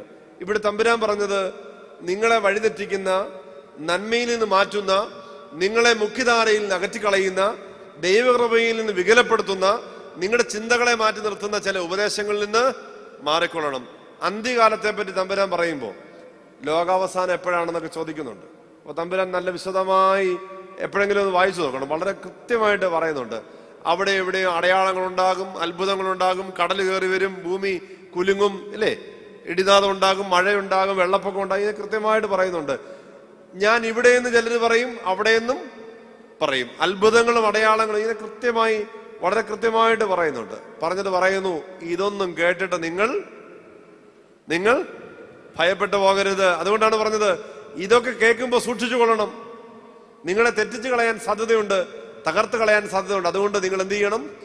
സൂക്ഷിച്ചു കൊള്ളണം എന്ന് പറയുന്നത്. എല്ലാ കുർബാനയിലും, ആരാധനയിൽ, വിശുദ്ധ ഏവങ്കേലിയം വായിക്കുന്നതിന് മുമ്പ് പൗലോസ്ലീഹയുടെ ലേഖനം വായിക്കും. അവിടെ പാടുന്ന പാട്ടന്ന ഒരു വേദഭാഗമാണ്. നിങ്ങളെ ഞങ്ങൾ അറിയിച്ചതിനെതിരായി ആരെങ്കിലും എന്ന് പറഞ്ഞാൽ, അത് മേളിന്നോ താഴെന്നോ എവിടുന്നെങ്കിലും, നിങ്ങളെ ദൈവം അറിയിച്ചതിനെതിരായി, ഞങ്ങൾ അറിയിച്ചതിനപ്പുറമായി വേറെ ആരെങ്കിലും എന്ന് പറഞ്ഞാൽ തെറ്റിപ്പോകരുത്. Be careful. സൂക്ഷിച്ചു കൊള്ളണമെന്ന് ഒരു ആഹ്വാനാണ്. വിശുദ്ധ കുർബാനയിലെ കൃതിന് മുമ്പുള്ള സാധനമാണ്. കാരണം ഓർമ്മപ്പെടുത്തലാണ്. ഈ കുർബാന കഴിഞ്ഞ് ഇറങ്ങിപ്പോകുമ്പോൾ, ആരാധന കഴിഞ്ഞ് ഇറങ്ങിപ്പോകുമ്പോൾ, ജീവിതത്തിന്റെ യാത്രയിൽ പലപ്പോഴും തെറ്റിക്കാൻ ശ്രമിക്കും. അങ്ങനെ പോകരുത്. പിന്നെ എന്ത് ചെയ്യണം? സൂക്ഷിച്ചു കൊള്ളണമെന്നൊരു ഓർമ്മപ്പെടുത്തലാണ്. പ്രിയമുള്ളവരെ, ജീവിതത്തിൽ സൂക്ഷ്മതമായി വെക്കുവാൻ, സൂക്ഷിച്ചു വെക്കുവാൻ ചില കാര്യങ്ങൾക്ക് ചുമതലപ്പെട്ടവരാണ് ഞാൻ നിങ്ങളുമൊക്കെ. ജീവിതത്തെ തന്നെ സൂക്ഷിക്കാൻ ചുമതലപ്പെട്ടവരാണ്. ജീവിതത്തിൽ ഏൽപ്പിക്കപ്പെട്ട ചില ചുമതലകൾ സൂക്ഷിക്കാൻ ഉത്തരവാദിത്തപ്പെട്ടവരാണ്. ലൂക്കോസിന്റെ സുവിശേഷം 15-ാം അധ്യായത്തിൽ തമ്പുരാൻ ദീർഘമായ ഒരു ഉപമ പഠിപ്പിക്കുന്നുണ്ട്. ലൂക്കോസിന്റെ സുവിശേഷം 15-ാമത്തെ അധ്യായം. നമുക്ക് എല്ലാവർക്കും അറിയാവുന്ന ഒരു കഥയാണത്. മുടിയനായ പുത്രന്റെ, കേട്ടിട്ടുണ്ടോ? ഈ മുടിയനായ പുത്രൻ എന്ന് വിളിക്കാൻ എനിക്ക് അത്ര ഇഷ്ടമുള്ള ആളല്ല. കാരണം അങ്ങനെ വലിയ കുഴപ്പക്കാരനായിട്ട് എനിക്ക് തോന്നിയിട്ടില്ല മുടിയനായ പുത്രൻ. നമ്മൾ പറഞ്ഞ് അങ്ങനെ ആക്കി വെച്ചതാണ്. ഇപ്പൊ ചില പിള്ളേരെയൊക്കെ കാണുമ്പോഴും അങ്ങനെയാ വിളിക്കുക. പക്ഷേ ഞാൻ പറയും, സൂക്ഷിക്കാൻ അറിയാത്ത ഒരു മകനാണ്. ലഭിച്ച കൃപകൾ സൂക്ഷിക്കാൻ അറിയാത്തവനായിരുന്നു ആര്? ഈ മുടിയനായ പുത്രൻ നമ്മൾ വിളിക്കുന്ന പയ്യൻ. ലഭിച്ച കൃപകൾ സൂക്ഷിക്കാൻ അറിയാത്തവനാണ്. നമ്മളിവനെ മുടിയനായ പുത്രൻ എന്ന് അങ്ങ് കണ്ണടച്ച് വിളിച്ചതിന്റെ ഒരു കാരണം, അതിന്റെ കാരണം എന്താണെന്നറിയാമോ? അപ്പന്റെ സമ്പത്ത് കൊണ്ടുപോയതാണ് കാരണം, അല്ലേ? സമ്പത്ത് പോകുമ്പോൾ നമുക്ക് ഭയങ്കര വിഷമമാണ്. നമ്മുടെ കയ്യിലിരിക്കുന്ന സമ്പത്ത് പോയാൽ നമുക്ക് ഭയങ്കര വിഷമമാണ്. ശരിക്കും അവനെ പിന്നെയും മുടിയനായ പുത്രൻ എന്ന് പറഞ്ഞതിന്റെ കാരണം ഈ സമ്പത്ത് പോയതാണ്. നിങ്ങൾ ആ വേദഭാഗം ലൂക്കോസിന് ശേഷം 15-ാം അധ്യായം ഒന്ന് വീട്ടിൽ ചെന്ന് വായിക്കണം, ഇരുത്തി വായിക്കണം. യഹൂദന്മാരുടെ പാരമ്പര്യം അനുസരിച്ച് വീതം വെച്ചു കൊടുക്കുന്നത് അപ്പന്റെ കാലശേഷമാണ്. ഇതിന് ചില മാനദണ്ഡങ്ങളുണ്ട്. മൂത്ത മകന് 2/3 ഭാഗവും ഇളയ മകന് 1/3 ഭാഗവും. ഇതാണ് വീതം വെപ്പിന്റെ കണക്ക്. നമ്മുടെ വീട്ടിലെ വെക്കുമ്പോൾ അങ്ങനെ വെക്കണ്ട, നിങ്ങളുടെ സൗകര്യം അനുസരിച്ച് വെച്ചു, കുഴപ്പമില്ല. പക്ഷേ യഹൂദന്മാരുടെ രീതി അനുസരിച്ച് 2/3 മൂത്ത മകനും 1/1 ഇളയ മകനും. അങ്ങനെയാണെങ്കിൽ മുടിയനായ പുത്രൻ നമ്മൾ വിളിക്കുന്ന ഈ ചെറുപ്പക്കാരൻ മൂത്തവനാണോ ഇളയവനാണോ? ഇളയവനാണ്. അപ്പൊ അവൻ എത്ര കിട്ടത്തുള്ളൂ? 1/1 കൊണ്ടുപോയിട്ടുള്ളൂ. 1/2 എവിടെ കിടപ്പുണ്ട്? അപ്പന്റെ അടുത്ത് കിടപ്പുണ്ട്. 1/1 ഭാഗമേ പോയുള്ളൂ. ഇതാണ് ഇവൻ വീതം വെച്ച് ഇവിടുന്ന് കൊണ്ടുപോയത്, വിറ്റെടുത്തോണ്ട് പോയത്. 1 ഭാഗം, അപ്പന്റെ സ്വത്തിന്റെ 1/1 ഭാഗം മാത്രം. ഈ 1 ഭാഗം പോയാൽ അപ്പന്റെ വീട്ടിൽ ഒന്നും സംഭവിക്കില്ല, കാരണം അതുപോലെയുണ്ട്. അത് അവൻ തന്നെ പറയുന്നുണ്ട്. പിന്നീട് സുബോധം വരുമ്പോൾ പറയുന്നുണ്ട്, എന്റെ അപ്പന്റെ വീട്ടിൽ ഇഷ്ടം പോലെ തിന്ന് അധികം വരുത്തുന്ന കാലമുണ്ട്, അതുകൊണ്ട് ഒന്നും സംഭവിക്കില്ല. പണമാണോ അവിടുത്തെ പ്രശ്നം? ഇവൻ നശിപ്പിച്ചു എന്ന് പറയുന്നത്, ഇല്ലാതാക്കി എന്ന് പറയുന്നത്, നഷ്ടപ്പെടുത്തി എന്ന് പറയുന്നത്, സൂക്ഷിക്കാൻ അറിയായില്ല എന്ന് ഞാൻ പറഞ്ഞത് പണമാണോ എന്ന് നാം ചിന്തിക്കണം. കാരണം പണത്തെ പറ്റിയാണ് നമ്മുടെ ആകുലത എന്നുള്ളത് കൊണ്ട് പലപ്പോഴും ഈ പണമാണ് നമ്മുടെ ശ്രദ്ധയിൽ വരിക. ഈ മനുഷ്യൻ അപ്പന്റെ അടുക്കൽ നിന്ന് ഇറങ്ങി ഈ സ്വത്തുക്കൾ വാങ്ങിച്ചുകൊണ്ട് പോകുന്ന ഒരു പോക്കുണ്ട്. ചിലപ്പോഴെങ്കിലുമൊക്കെ ഞാനിത് വിഷ്വലൈസ് ചെയ്യാൻ ശ്രമിക്കാറുണ്ട്.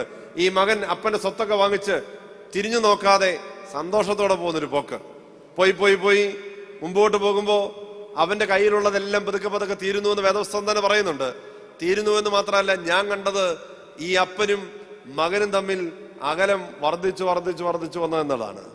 അവന്റെ കയ്യിലെ സ്വത്തുക്കൾ തീർന്നുപോയി എന്നതിനേക്കാൾ ഞാൻ ആഗ്രഹിക്കുന്നതും പറയുന്നതും എനിക്ക് ഏറെ ഇഷ്ടവും അവന്റെ കയ്യിലെ അപ്പനുമായിട്ടുള്ള ബന്ധം അകന്നുപോയി എന്നുള്ളതാണ്. അപ്പനുമായിട്ടുള്ള ബന്ധം അകന്നുപോയി, ഏറെ അകന്നുപോയി. പോയി ഈ കഥയുടെ അവസാനം വരുമ്പോ ഈ ചെറുപ്പക്കാരൻ എവിടെ ഇരിക്കുന്നത് അറിയാമോ? എവിടെ ഇരിക്കുന്നേ? അപ്പൻ്റെ അടുക്കൽ നിന്നാ പോയത്. ഇപ്പൊ എവിടെ ഇരിക്കുന്നേ? പന്നിയുടെ അടുക്കൽ. എവിടെ ഇരിക്കുന്നേ? പന്നി. ഒരു യഹൂദനെ സംബന്ധിച്ച് പന്നി അവന് നിഷിദ്ധമായ ഒരു മൃഗമാണ്. അവന് വളരെ അവജ്ഞയോടെ കാണുന്ന മൃഗമാണ്. അപ്പന്റെ അടുക്കൽ ഇരിക്കേണ്ട മകൻ ഇരിക്കുന്നത് ഇപ്പൊ എവിടെ? പന്നിയുടെ അടുക്കലാണ്. അവിടെ ഇരുന്നിട്ടാണ് ഈ മകൻ പറയുന്നത്, അപ്പ സ്വർഗത്തോടും നിന്നോടും പാപം ചെയ്തു, നിന്റെ മകനെന്ന് വിളിപ്പാൻ ഞാൻ യോഗ്യനല്ല, ഞാൻ നിന്റെ കൂലിക്കാരിൽ ഒരുവനെ പോലെ എന്നെ ആക്കണമെന്ന് പറയുമെന്ന് പറഞ്ഞിട്ട്, അവിടെ പറയുന്നത് സുബോധം വന്നിട്ട് ഇങ്ങനെ പറയുമെന്ന് പറഞ്ഞിട്ടാണ് ഈ മകൻ എഴുന്നേറ്റ് പോകുന്നത്. മകൻ തിരിച്ചു നടന്നു. എത്ര ദൂരമാണോ അപ്പനിൽ നിന്ന് അകന്നു പോയത്, ആ ദൂരം മുഴുവനും തിരിച്ചു നടന്നു. അപ്പനടുക്കൽ വന്നു. അപ്പൻ കണ്ടു, ദൂരമേ കണ്ടിട്ട് അപ്പൻ ഓടിച്ചെന്നു. മകൻ അപ്പനോട് പറഞ്ഞു, എന്റെ കൂടെ പറയാമോ ഈ മകൻ പറഞ്ഞ വാചകം? മകൻ എന്താ പറഞ്ഞേ? അപ്പാ, സ്വർഗത്തോടും നിന്നോടും പാപം ചെയ്തു, നിന്റെ മകനെന്ന് വിളിപ്പാൻ യോഗ്യനല്ല, നിന്റെ കൂലിക്കാരിൽ. അങ്ങനെ പറഞ്ഞില്ല. ദിവസം വായിച്ചു നോക്കിയോ? അപ്പനോട് പറഞ്ഞത് ഇത്രേ ഉള്ളൂ, അപ്പാ, സ്വർഗത്തോടും നിന്നോടും പാപം ചെയ്തു, നിന്റെ മകനെന്ന് വിളിപ്പാൻ ഞാൻ യോഗ്യനല്ല. കൂലിക്കാരനായിട്ട് അപ്പൻ കാണാത്തത് കൊണ്ട് ആ വാചകം പറയാൻ മകനെ അപ്പൻ സമ്മതിച്ചതേയില്ല. മകൻ പറയാൻ ശ്രമിച്ചിട്ടും അതിനുള്ള സാധ്യതയും കൊടുത്തില്ല. പറഞ്ഞില്ല. വേദോസ്തത്തിൽ പറഞ്ഞിട്ടില്ല. ഈ മകനാണ് പറഞ്ഞത്, ഞാനിങ്ങനെ പറയും. അപ്പൻ പറയിച്ചില്ല. മറിച്ച് അപ്പൻ അവനെ ബോധ്യപ്പെടുത്തുന്ന ഒരു ബോധ്യപ്പെടുത്തലുണ്ട്. നിങ്ങൾ ആ വേദഭാഗം ശ്രദ്ധയോടെ വായിക്കണം. ഈ അപ്പൻ പറയുന്നുണ്ട്, ഈ മകൻ മരിച്ചവനായിരുന്നു, ഇപ്പൊ ജീവിച്ചിരിക്കുന്നു എന്നൊക്കെ പറയുന്ന അപ്പൻ ഈ മകനെ ബോധ്യപ്പെടുത്തുന്ന ഒരു ബോധ്യപ്പെടുത്തലുണ്ട്. എന്താ ബോധ്യപ്പെടുത്തുന്ന അറിയാമോ? മകനെ, ഈ 1/3 സ്വത്തുക്കളല്ല നഷ്ടപ്പെട്ടു പോയത് നിനക്ക്. നീ സൂക്ഷിച്ചു കൊണ്ടേണ്ടിയിരുന്ന, നീ സൂക്ഷിക്കണമെന്ന് ഞാൻ ആവർത്തിച്ച് പറഞ്ഞ നിന്റെ 4 കാര്യങ്ങളാണ് നഷ്ടപ്പെട്ടു പോയത്. ഈ അപ്പൻ ഈ മകനെ ബോധ്യപ്പെടുത്തുകയും ഇന്ന് എന്നെയും നിങ്ങളെയും ബോധ്യപ്പെടുത്തുകയും സൂക്ഷിച്ചു കൊള്ളാൻ ഓർമ്മിപ്പിക്കുകയും ചെയ്യുന്നത് അത് തന്നെയാണ്. 4 കാര്യങ്ങൾ എന്താണെന്നറിയാമോ? ലൂക്കോസിന് സുവിശേഷം 15-ാം അധ്യായം 22-23 വാക്യത്തിൽ കൃത്യമായിട്ട് പറയുന്നുണ്ട്. ഇങ്ങനെയാണ് പറയുന്നത്: അപ്പൻ ദാസന്മാരോട്, വേഗം മേത്തരമായ അങ്കി കൊണ്ടുവന്ന് അവനെ ധരിപ്പിക്കണം, അവന്റെ കൈക്ക് മോതിരവും കാലിന് ചെരുപ്പും തടിച്ച കാളക്കുട്ടി അറുത്ത് വിരുന്നും ഒരുക്കണം. എന്താ നഷ്ടപ്പെട്ടു പോയതെന്നറിയാമോ? ഈ മകന് നഷ്ടപ്പെട്ടു പോയ ഒന്നാമത്തെ സംഗതി, അവന്റെ മേൽവസ്ത്രം നഷ്ടപ്പെട്ടു പോയി. പോകരുതായിരുന്നു. അവൻ ധരിച്ചിരുന്ന മേൽവസ്ത്രം പോകരുതായിരുന്നു. ഈ അപ്പനിൽ നിന്ന് അകന്നു പോയപ്പോഴും ഏദന്റെ വറുദീസയിൽ ആദമിനെയും ഹവ്വയും ആക്കി വെച്ചപ്പോൾ ഈ മേൽവസ്ത്രം ധരിപ്പിച്ചാണ് വെച്ചത്. പാപം ചെയ്തപ്പോ ഈ മേൽവസ്ത്രം നഷ്ടപ്പെട്ടു പോയി. വൈകുന്നേരം യഹോവയാം ദൈവം നടന്നു വരുമ്പോ ആദമേ എന്ന് വിളിക്കുമ്പോ ആദം പറയുന്നു, എവിടെയാണ് ആദമേ നീ? ആദം പറഞ്ഞു, ഞാൻ നഗ്നനാകയാൽ ഒളിച്ചിരിക്കുകയാണ്. നഗ്നനാണ്. നീ നഗ്നനാകാനായിട്ടല്ല തമ്പുരാൻ നിന്നെ ഈ കൂദാശകൾ കൊണ്ട് മഹത്വ വസ്ത്രം ധരിപ്പിച്ചത്. ഈ കൂദാശകളുടെ മഹത്വ വസ്ത്രം മൂറോൻ കൊണ്ട് അഭിഷേകം ചെയ്തത്, നിന്നെ ഈ കൃപകൾ കൊണ്ട് നിറച്ചത് നഗ്നനായി പോകാനായിട്ടായിരുന്നില്ല. ഈ മകൻ നഗ്നനായിട്ടാണ് തിരിച്ചു വന്നത്. അതുകൊണ്ടാണ് മകനെ ബോധ്യപ്പെടുത്തുന്നത്, മോനെ നീ സൂക്ഷിക്കേണ്ടിയിരുന്നത് നിന്റെ മഹത്വ വസ്ത്രമായിരുന്നു, നിന്റെ മേലങ്കിയായിരുന്നു. അതുകൊണ്ടാണ് ഒന്നാമത് ഈ അപ്പൻ തന്റെ മകന് എന്ത് കൊടുക്കുന്നത്? നഷ്ടപ്പെട്ടു പോയ, സൂക്ഷിക്കാൻ അറിയാതിരുന്ന ഈ വസ്ത്രം. അതുകൊണ്ട് അവിടെ പറഞ്ഞിരിക്കുന്നത് എങ്ങനെയാണ്? മേത്തരമായ അങ്കി കൊണ്ടുവന്ന് അവനെ ധരിപ്പിക്കണം. ഈ അങ്കി എവിടേക്കോ നഷ്ടപ്പെട്ടു പോയ ചില മനുഷ്യരാണ് ഞങ്ങൾ. ആദമിന് ഹവ്വയ്ക്ക് മാത്രമൊന്നും അല്ല നഷ്ടപ്പെട്ടത്. യോഹന്നാന്റെ സുവിശേഷത്തിൽ കർത്താവിന്റെ മരണവും ഉയർപ്പും ഒക്കെ കഴിഞ്ഞ് ശിഷ്യന്മാരിങ്ങനെ ഇരുന്ന് വർത്തമാനം പറയുന്നുണ്ട് ഭാവിയെ പറ്റി. ഗലീല കടൽ കൈവെള്ള പോലെ അറിയാവുന്നവനാണ് പത്രോസ്. പത്രോസ് മാത്രമല്ല, ശിഷ്യന്മാർക്കെല്ലാം അറിയാം. കാരണം ജനിച്ചു വളർന്നത് അവിടെയാണ്, കളിച്ചു വളർന്നത്, അതെ, മീൻ പിടിച്ച് വളർന്നതാണ്, ജീവിച്ചതാണ്. അതുകൊണ്ട് എവിടെ എന്ത് കിട്ടുമെന്ന് അവർക്കറിയാം. പത്രോസ് പറഞ്ഞു, ഞാൻ മീൻ പിടിക്കാൻ പോകുന്നു. യോഹന്നാന്റെ സുവിശേഷം 21-ാമത്തെ അധ്യായത്തിലാണ്. മീൻ പിടിക്കാൻ പോകുന്നു. ശിഷ്യന്മാര് പറഞ്ഞു, ഞങ്ങളും വരുന്നു. പോയി പിടിച്ചു. രാത്രി മുഴുവൻ അധ്വാനിച്ച് ഒന്നും കിട്ടിയില്ല. പകൽ പ്രഭാതമാകുമ്പോൾ കരയിൽ നിന്ന് ശബ്ദം, മക്കളെ കൂട്ടുവാൻ കഴിക്കാൻ വല്ലതും ഉണ്ടോ? നല്ല ചോദ്യം. ചോദ്യം തിരിച്ചാണ്. സാധാരണഗതി നമ്മൾ ചോദിക്കുന്ന ചോദ്യം എന്താണ്? കഴിക്കാൻ ഇല്ലേ? ഈ കഴിക്കാൻ വല്ലതും ഉണ്ടോ എന്നാണ് നമ്മൾ ചോദിക്കുന്നത്. തമ്പുരാൻ ചോദിച്ച ചോദ്യം കഴിക്കാനുണ്ടോന്നല്ല, പിന്നെ കൂട്ടാനുള്ളതുണ്ടോ എന്നേ ചോദിച്ചുള്ളൂ. കഴിക്കാനുള്ളത് കരയ്ക്ക് ക്രമീകരിച്ചിട്ടുണ്ട്. ശിഷ്യന്മാർ പറഞ്ഞു, ഒന്നും കിട്ടിയില്ല. ഒന്നും കിട്ടിയില്ലെങ്കിൽ അവിടേക്ക് വലയെറിയാൻ പറഞ്ഞു. വലയെറിഞ്ഞ് ഏറെ കിട്ടുമ്പോഴാണ് പത്രോസിനെ പറ്റി എഴുതിയിരിക്കുന്ന വാചകം ഇങ്ങനെയാണ്: കരയ്ക്ക് നിൽക്കുന്നത് കർത്താവാണെന്ന് അറിയുമ്പോൾ പത്രോസ് തന്നെ നോക്കി, താൻ നഗ്നനാകയാൽ അങ്കി അരയിൽ ചുറ്റി, അങ്ങനെയല്ല എഴുതിയിരിക്കുന്നേ, താൻ നഗ്നനാകയാൽ അങ്കി അരയിൽ ചുറ്റി കടലിൽ ചാടിക്കളഞ്ഞു. അവൻ ധരിക്കേണ്ട മഹത്വ വസ്ത്രം ഇല്ലാതെയാണ് അവിടെ വന്നത്. തീർന്നില്ല. ഒരു കല്യാണ സദ്യയെപ്പറ്റി തമ്പുരാൻ പറയുന്നില്ലേ? വിശദമായി സംസാരിക്കുന്നില്ലേ? കല്യാണത്തിന് ആളുകൾ അകത്ത് വന്നു, സദ്യക്കിരുന്നു, വിഭവങ്ങളുടെ മുമ്പിലിരുന്നു. യജമാൻ വന്ന് നോക്കിയിട്ട് ഒരുത്തനോട് ചോദിക്കുന്നുണ്ട്, സഹോദര, കല്യാണ വസ്ത്രം എവിടെ പോയി? വേണ്ടേ? സൂക്ഷിക്കേണ്ട ഒന്നാമത്തെ സാധനം നിന്റെ അങ്കി നീ സൂക്ഷിച്ചു കൊള്ളണം. ദൈവകൃപകളിലേക്ക് പ്രവേശിക്കാനുള്ള, ദൈവരാജ്യത്തിലേക്ക് പ്രവേശിക്കാനുള്ള അങ്കി നഷ്ടപ്പെടുത്തി കളയരുത്. അതുകൊണ്ടാണ് ഈ വൈകുന്നേരമൊക്കെ പണ്ട് വീടുകളിൽ പാടുമായിരുന്നു, എന്നീലശുദ്ധനും ചേലയില്ലാത്തോനും ചേർന്നു വരികയില്ല മേലാൽ. വീണ്ടും പാടും, മേലാൽ എന്നീലശുദ്ധനും. പാടിയിട്ടില്ലേ? ഇപ്പോഴത്തെ പിള്ളേർക്ക് ഇത് അറിയാൻ പാടില്ല. കാരണം തുണി വേണ്ടമണ്ണ ഇല്ലല്ലോ. വീട്ടിലും ഇല്ല, നടക്കുമ്പോഴും ഇല്ല, പള്ളിയിൽ വരുമ്പോഴും ഇല്ല. നമുക്കിത് വലിയ അലർജി പോലെയാണ്. ഇതാണ് എൻ്റെ ഐഡന്റിറ്റി എന്നാണ് പറയുക. അങ്ങനെയല്ല. നഷ്ടപ്പെട്ടു പോകരുതാത്ത ഒന്ന്, നിന്റെ വസ്ത്രം നഷ്ടപ്പെട്ടു പോകരുത്. അത് പുറമേയുള്ള വസ്ത്രമൊന്നുമല്ല, ദൈവം നൽകിയ മഹത്വത്തിന്റെ വസ്ത്രം നഷ്ടപ്പെട്ടു പോകാതെ. ഇതൊരു തിരിച്ചറിവാണ്. നിന്നെ തന്നെ തിരിച്ചറിയുന്നത് ഈ വസ്ത്രത്തിന്റെ പേരിലാണ്. നീതിയുടെ വസ്ത്രമാണ്. ഇത് നഷ്ടപ്പെട്ടു പോകാതിരിപ്പാൻ തക്കവണ്ണം സൂക്ഷിക്കാനുള്ള ഉത്തരവാദിത്വം എനിക്കും നിനക്കുമുണ്ട്. രണ്ടാമത് നഷ്ടപ്പെട്ടു പോയത് അവന്റെ കാലിന്, അല്ലെ, അവന്റെ കൈക്ക് മോതിരം അണിയിക്കണം. രണ്ടാമത് ഈ ചെറുപ്പക്കാരൻ നഷ്ടപ്പെട്ടു പോയ സാധനമാണ് അവന്റെ മോതിരം. കല്യാണ മോതിരം കയ്യിലുണ്ടോ? ചിലരുടെ കയ്യിലുണ്ട്, ചിലത് പണയം വെച്ച് പോയതുണ്ട്. ചിലപ്പോൾ പണ്ട് വാടകയ്ക്കൊക്കെ എടുത്ത് കല്യാണ മോതിരം അതുണ്ടോ ഇല്ലയോ എന്നുള്ളത് നമ്മുടെ വിഷയമല്ലേ. പക്ഷേ കല്യാണത്തിന് പാടുന്നൊരു പാട്ടുണ്ട്, മൂടുപടം വടിമോതിരമിവയാൽ താമാർ വിജയം സംപ്രാപിച്ചു.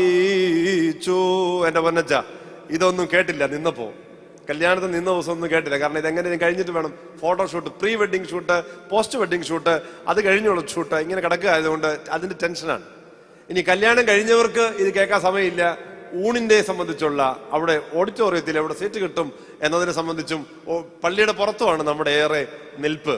അതുകൊണ്ട് അന്നേരവും നമ്മളിത് കേട്ടില്ല. പക്ഷേ അവിടെ പാടുന്ന പാട്ട് ഇങ്ങനെയാണ്, താമാർ എന്ന് പറഞ്ഞ സ്ത്രീ 3 കാര്യങ്ങൾ കൊണ്ട് രക്ഷ പ്രാപിച്ചു. അതിലൊന്ന് എന്തായിരുന്നു?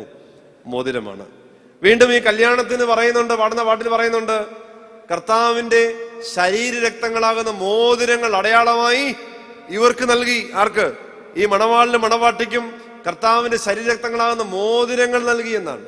അങ്ങനെയെങ്കിൽ നിത്യജീവനിലേക്ക് പ്രവേശിക്കാൻ വേണ്ടുന്ന അടയാളങ്ങളിൽ ഒന്ന് എന്താണ്?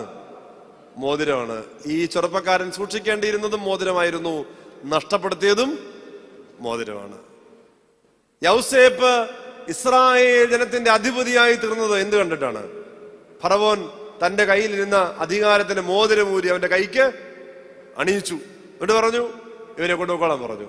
ആ മോതിരം അടയാള അധികാരത്തിന്റെ ചിഹ്നമാണ്, മകന്റെ ചിത്രമാണ്. അതുകൊണ്ട് ഈ മകൻ പറഞ്ഞില്ലല്ലോ നിന്റെ കൂലിക്കാൽ ഒരുവനെ പോലെ ആക്കണമെന്ന് പറഞ്ഞില്ല. കാരണം അടിമയ്ക്ക് മോതിരയുടെ അനുവാദം ഇല്ല. പിന്നെ ആർക്കാണ്?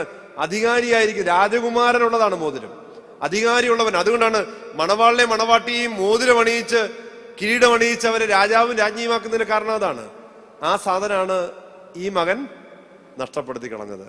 കയ്യേലെ മോതിരം, സ്വർണ്ണമോതിരം സമയവും സാഹചര്യവും കൊണ്ടോ പണയം വെച്ചെങ്കിലോ വിറ്റെങ്കിലോ സാരമില്ല. പക്ഷെ ജീവിതത്തിന്റെ നന്മയുടെ മോതിരങ്ങൾ നഷ്ടപ്പെടുത്തി കളയരുത്. അതുകൊണ്ടാണ് ഈ മകനെ ബോധ്യപ്പെടുത്തുന്നത്. മോതിരം കൈ കണ്ണിച്ചു കൊടുത്തു, കാരണം നഷ്ടപ്പെട്ടു പോയി. സമ്പത്തൊരു വിഷയമല്ലേ, അപ്പൻ 3 ഇരട്ടി വീണ്ടും ഉണ്ടാക്കി കഴിഞ്ഞു. പക്ഷേ നഷ്ടപ്പെട്ടു പോയ മോതിരത്തിന് പകരം അവന്റെ കൈക്ക് മോതിരം അണിയിച്ചു അവനെ അധികാരിയാക്കി, ആ ഭവനത്തിന് അധികാരിയാക്കി. മകനെ കൊണ്ട് പറയിച്ചില്ല, ഞാൻ നിന്റെ കൂലിക്കാൽ ഒരുവൻ എന്ന് പറഞ്ഞില്ല. കൂലിക്കാൽ ഒരുവനാണെങ്കിൽ മോതിരം അണിയാൻ പറ്റില്ല. അതുകൊണ്ടാണ് അവനെ രാജമോതിരം അണിയിക്കുന്നത്. മൂന്നാമത്, ആ മകന് നഷ്ടപ്പെട്ടു പോയ മൂന്നാമത്തെ സാധനമാണ് എന്ത്? കാലിലെ ചെരുപ്പ്.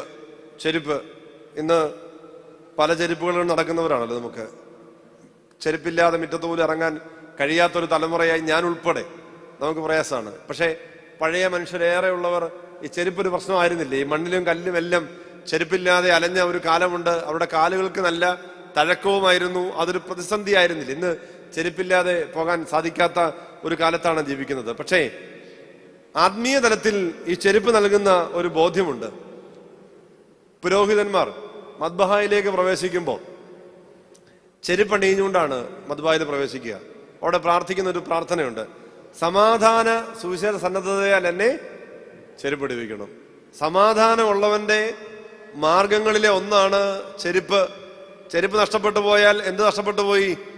സമാധാനം നഷ്ടപ്പെട്ടു പോയി എന്നാണ്. അതുകൊണ്ടാണ് സമാധാന സുവിശേഷ സന്നദ്ധതയാൽ എന്നെ ചെരുപ്പ് അണിയിക്കണം. കർത്താവ് പറഞ്ഞു, സമാധാനം ഉണ്ടാക്കുന്നവൻ ഭാഗ്യവാൻ. സമാധാനം ഉണ്ടാക്കുന്നവൻ ഭാഗ്യവാൻ. ആ സമാധാനം ഉണ്ടാക്കുന്നവന്റെ ചെരുപ്പ് നഷ്ടപ്പെട്ടു പോകരുത്.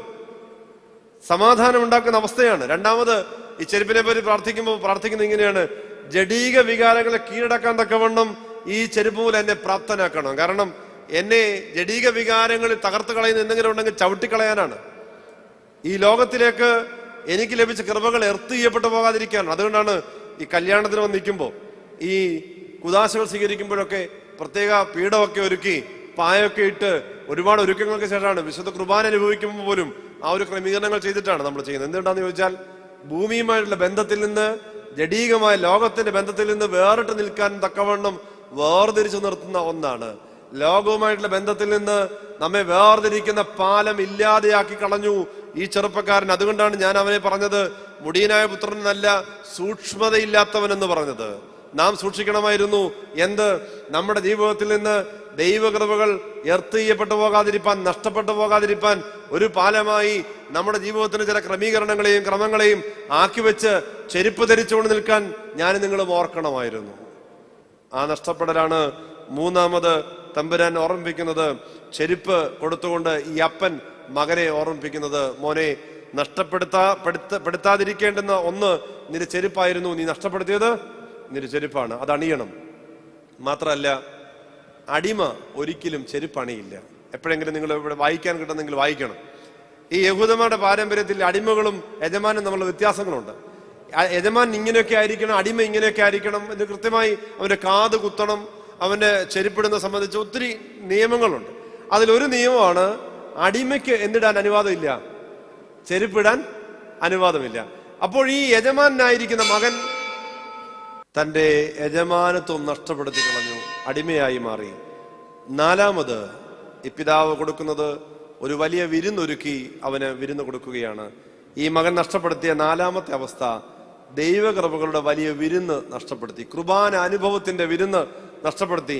ദൈവം പങ്കുവെച്ച ആ അപ്പത്തിന്റെ അംശത്തിന്റെ അവസ്ഥകൾ നഷ്ടപ്പെടുത്തി കളഞ്ഞു. ഈ നഷ്ടപ്പെടുത്തിയതാണ് ഈ പിതാവ് തിരിച്ചു കൊടുക്കുന്നത്. അതുകൊണ്ടാണ് മുടിയനായ പുത്രൻ എന്ന് വിളിക്കുമ്പോൾ ഞാൻ പറഞ്ഞത്, ഇവൻ സൂക്ഷിക്കാൻ അറിയാത്തവനാണ്. തമ്പുരാൻ പറഞ്ഞു, നിങ്ങളെ തന്നെ സൂക്ഷിച്ചു കൊള്ളണം. എന്താ സൂക്ഷിക്കേണ്ടത്? ഒന്ന്, നാം അങ്കി സൂക്ഷിച്ചു കൊള്ളണം. രണ്ട്, ചെരുപ്പ് സൂക്ഷിച്ചു കൊള്ളണം. മോതിരം സൂക്ഷിച്ചു കൊള്ളണം. തമ്പുരാൻ നൽകിയ വിരുന്ന് നഷ്ടപ്പെടാതിരിക്കാൻ സൂക്ഷിച്ചു കൊള്ളണം. യൂദ ഈ വിരുന്ന് നഷ്ടപ്പെടുത്തിയ ആളാണ്. പ്രിയമുള്ളവരെ, എന്റെ വാക്കുകൾ അവസാനിപ്പിക്കട്ടെ. തമ്പുരാൻ പറഞ്ഞ 3 വാക്കുകൾ മാത്രമാണ് ഞാൻ പറഞ്ഞത്.